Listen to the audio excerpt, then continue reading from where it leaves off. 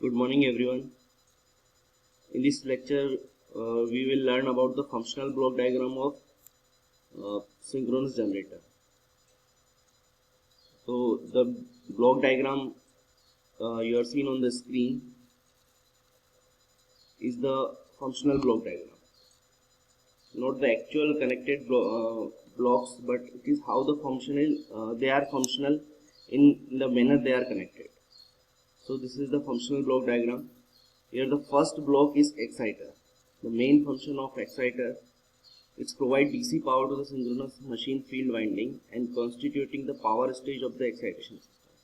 तो जनरेटर को field winding को जो डीसी पावर मिलती है वो एक्साइटर ही प्रोवाइड करता है और उसका सबसे मेन फंक्शन जो होता है वो यही होता है कि वो एक्साइटेशन को प्रोवाइड करे जनरेटर की फील्ड वाइंडिंग को और इन्हें प्रॉपर करे. फिर दूसरा जो ब्लॉक है वो major important block regulator. The main function of regulator is process and amplify input control signal to a level and form appropriate for control of the exciter. This includes both regulating and excitation system stabilizing functions. तो regulator का main function होता है कि जो external signals आते हैं उनको process करता है, amplify करता है input control signals को.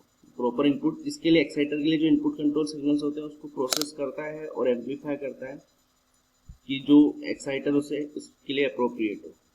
इसमें बहुत रेगुलेटिंग और एक्साइटेशन सिस्टम को स्टेबलाइजिंग करने के लिए मेन फंक्शंस होता है इसके. Third block is terminal voltage and transducer and load compensation. तो जनरेटर के आउटपुट में जो वोल्टेज होता है वो मेनली जो आपका एसी होता है. तो जो मेन फंक्शन है इस ब्लॉक का terminal voltage transducer and load compensator का ये it senses generator terminal voltage, rectify and filter it to a DC quantity and compare it with a reference which represents the desired voltage, terminal voltage. जो AC output होता है उसको सबसे पहले ये sense करता है, उसको रेक्टिफाई करता है, उसको फिल्टर करता है और एक DC क्वांटिटी में कन्वर्ट करता है. और DC क्वांटिटी में कन्वर्ट करने के बाद वो उसको कंपेयर करता है कि स्टैंडर्ड रेफरेंस वोल्टेज. इसके in addition to that load compensation may be also provided. If it is desired to hold constant voltage at some point electrically remote from the generator terminal, for example partway through the step-up transformer.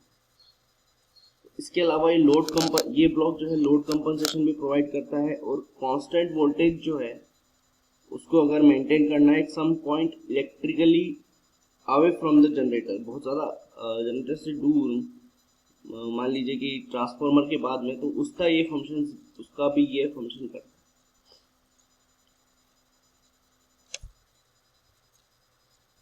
फिर इसके बाद fourth block आता है आपका power system और stabiliser. Power system stabiliser का main function है कि provide an additional input signal to the regulator. Additional input signal regulator को प्रोवाइड करता है to damp out power oscillations. Some commonly used input signals are rotor speed deviation, accelerating power and frequency deviation.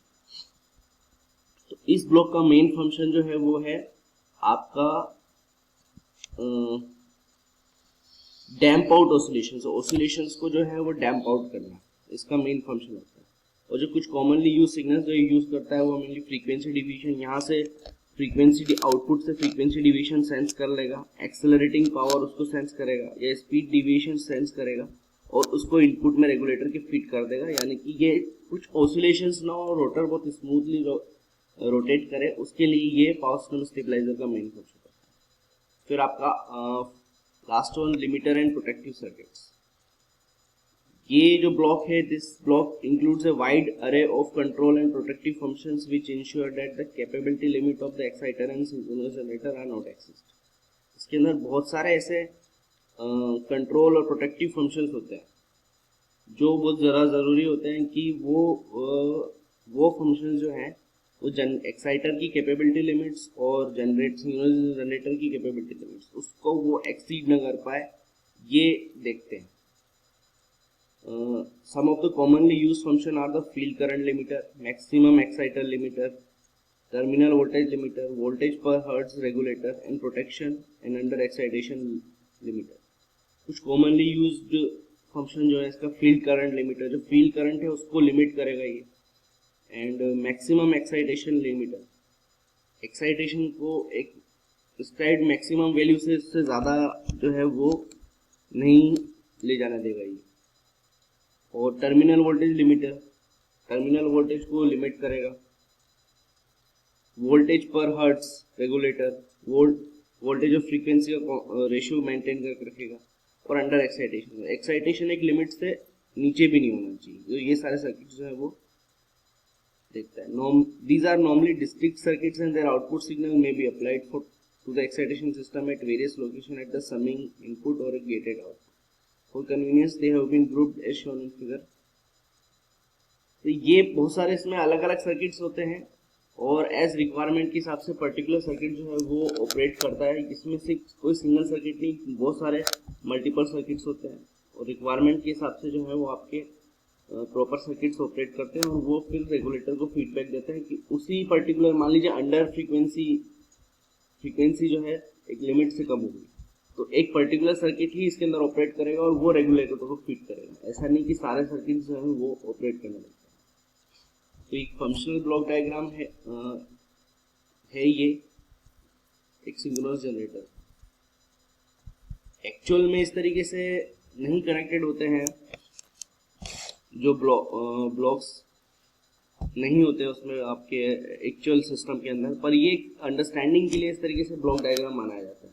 In reality they are connected in a very different manner, but to understand the process of excitation system and their functions of various components, they are represented in block diagrams. So hopefully this lecture will be very beneficial for all of you.